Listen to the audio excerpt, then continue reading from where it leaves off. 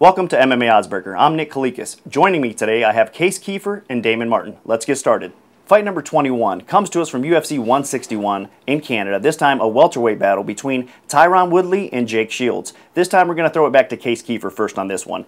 I'm going to open up Woodley as a slight favorite, minus 180. The comeback on Shields is going to be plus 140. With your $5 donated bankroll, give me your take and give me your bet. Yeah, I think maybe if we're just picking straight up winners, I would go with Tyron Woodley. I think he's a little more athletic, maybe has a higher upside, still young in his career. But I just think there is no value in laying close to 2-1 with a guy who just had his first fight in the UFC, still is relatively new. I mean, Tyron Woodley was wrestling in high school when Jake Shields was fighting in about his 10th fight or something like that. I think that he hasn't faced much this level of competition. You would think Woodley's going to have a huge wrestling advantage being his background at the University of Missouri, but Shields, I mean, through all these years, I think is really might have an advantage in using his wrestling in MMA. I think it's going to be a close fight that could go either way, and I just don't see laying that type of price, so I'm going to go with the underdog in Jake Shields. So Case makes a lot of good points for the underdog Jake Shields at plus 140. He's going to go with that side, 500 to win 700. Let's throw it over to Damon. It's going to be Shields versus Woodley.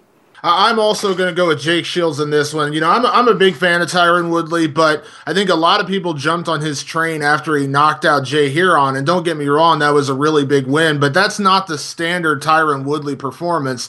You know, typically he's a wrestler, a grinder. He likes to take his opponents to the mat and kind of work them there. Stand-up and striking has not always been his foray. So I think people are jumping on that a little bit too quick considering he did land a knockout.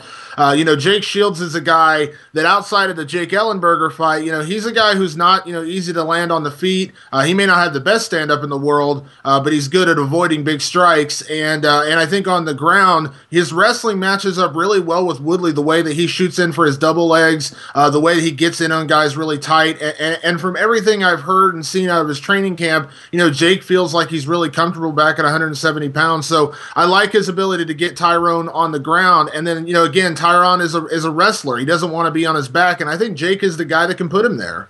All right, a lot of good points made for the underdog by Damon as well. It's Jake Shields plus 140. It's going to be 500 to win $700. So both of our experts do pick the dog in this one. A lot of value possibly on Jake Shields. It's usually not that common to see Jake Shields as the underdog. So my personal thoughts here, you got to kind of base things on momentum as well. Tyron Woodley, I think, is improving. He's coming into his own, always getting better in his fights. I know he suffered that knockout loss to Marcourt recently, but I think the general betting public is going to side with Woodley a little bit more as well. We could see this line increase, but because both you guys do take the dog here, I'm going to adjust the line. It's going to hit minus 170, the comeback plus 130 when it does hit 5 dimes now. So I do think it's a competitive battle. Like possibly another one that could go either way, but slight edge personally to Woodley in my opinion at this point in their career. Make sure you guys stay tuned to MMA Oddsmaker tomorrow as we break fight number 22.